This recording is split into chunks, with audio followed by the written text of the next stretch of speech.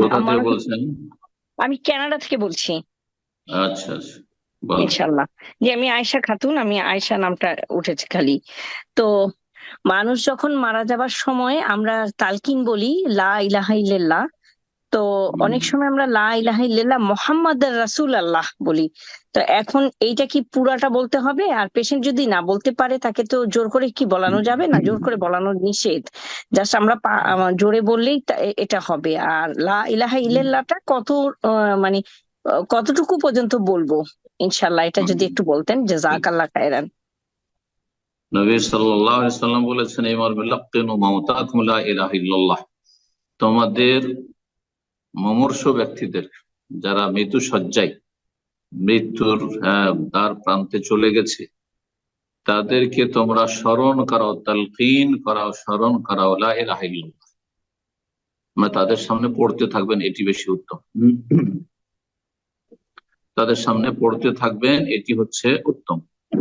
এটা করবেন না যে তাকে বলবেন যে পড়েন পড়েন পড়েন, কারণ অনেক সময় মানুষ যখন খুব অসুস্থ থাকে বিরক্তি বোধ করে, যদি না করে পড়বো না তাহলে তো বিপদ হয়ে গেল তার জন্য। যার ফলে ওলামারা বলছেন যে নির্দেশ দেবেন না, বরং তার সামনে পড়তে থাকবে।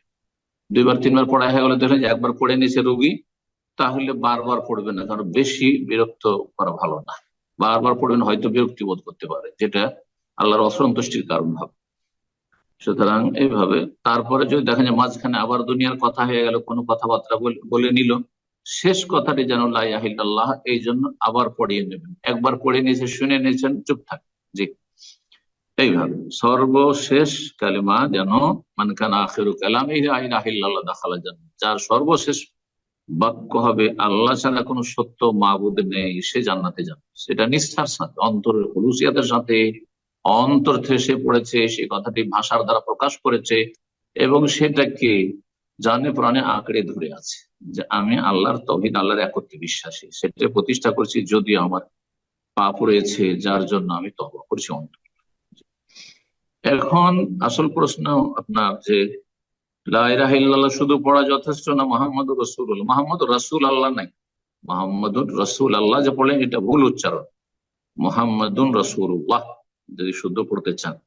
কিন্তু এখানে রোগীকে, মুমূর্ষ ব্যক্তিকে শুধু লা ইলাহা ইল্লাল্লাহ পড়ার কথা হাদিসে এসেছে। হাদিসটি বললাম, লাক্কিনু মাউতাকুম লা ইলাহা ইল্লাল্লাহ। বলবেন না লা ইলাহা ইল্লাল্লাহ মুহাম্মাদুর রাসূলুল্লাহ, লা ইলাহা ইল্লাল্লাহ মুহাম্মাদুর রাসূলুল্লাহ, না, এটা বলবেন না। তাহলে অনেকে প্রশ্ন হইতে পারে, শুধু লা ইলাহা ইল্লাল্লাহতে তো মুক্তি মিলবে না যতক্ষণ পর্যন্ত দুটো বাক্যের সাক্ষ্য প্রদান না করবে, অর্থাৎ মুহাম্মদুর রাসূলুল্লাহ সাক্ষ্য প্রদান না করবে। তার উত্তর হচ্ছে যে যেই ব্যক্তি সত্যিকার অর্থে লা ইলাহা ইল্লাল্লাহ, আল্লাহ ছাড়া কোনো সত্য মাবুদ নেই, এই কথা জানার মাধ্যমে হচ্ছেন, একমাত্র জানাবার মাধ্যমে হচ্ছেন মুহাম্মদ রাসূলুল্লাহ। সুতরাং লা ইলাহা ইল্লাল্লাহর মধ্যে মুহাম্মদ রাসূলুল্লাহ শামিল রয়েছে। কেন এই কথা বললাম? এমনিতে যখন শাহাদাত দেব তখন বলবো আশহাদু আল্লা ইলাহা ইল্লাল্লাহ ওয়া আশহাদু আন্না মুহাম্মাদার রাসূলুল্লাহ। কিন্তু এখানে শুধু লা ইলাহা ইল্লাল্লাহ কেন যথেষ্ট? যেহেতু নবী সাল্লাল্লাহু আলাইহি ওয়াসাল্লাম বলেছেন লাক্কিনু মাউতাকুম লা ইলাহা ইল্লাল্লাহ, এটি বেশি সঠিক মনে হচ্ছে। কিন্তু কেউ কেউ বলেছেন যে নবী সাল্লাল্লাহু আলাইহি সাল্লাম সংক্ষেপে বলেছেন লাক্কিনু মাউতাকুম লা, উদ্দেশ্য হচ্ছে শাহাদাতান, দুটো বাক্যেরই সাক্ষ্য প্রদান করা। সুতরাং কেউ যদি বলে রোগীর সামনে লা ইলাহা ইল্লাল্লাহ মুহাম্মাদুর রাসূলুল্লাহ, আশহাদু আল্লা ইলাহা ইল্লাল্লাহ ওয়া আশহাদু আন্না মুহাম্মাদান আবদুহু ওয়া রাসূলুহু, মুহাম্মাদান রাসূলুল্লাহ, তাহলে সেটি সুন্নাতের খেলাফ বলা যাবে না, জায়েজ আছে, অসুবিধা নেই। ভালো কথা বলেছেন, এবং আরো বেশি স্পষ্ট করেছে। জি হ্যাঁ, আল্লাহ তাআলা আলাম। কারণ আমরা দেখেন সূরা ইখলাস সম্পর্কে অনেক বলি, কি পড়লাম? কুল হু আল্লাহু আহাদ পড়লাম, কুল হু আল্লাহু আহাদ পড়লাম, তো শুধু কুল হু আল্লাহু তো পড়েননি, আপনি পুরা সূরা ইখলাসটা পড়েছেন। সুতরাং এখানেও যদি এই ব্যাখ্যাটি করা হয় তাহলে সেটাকে একবার উড়িয়ে দেওয়া যায়। এই জন্য কেউ যদি লা ইলাহা ইল্লাল্লাহ মুহাম্মাদুর রাসূলুল্লাহ পাঠ করে তার সামনে, সেটাকে বিদআত বলা যাবে না। জি, বরং জায়েজ হতে পারে, কিন্তু তার চাইতে বেশি ভালো মনে হচ্ছে যে নবী সাল্লাল্লাহু যতটা বলেছেন তাতে ক্ষান্ত হন।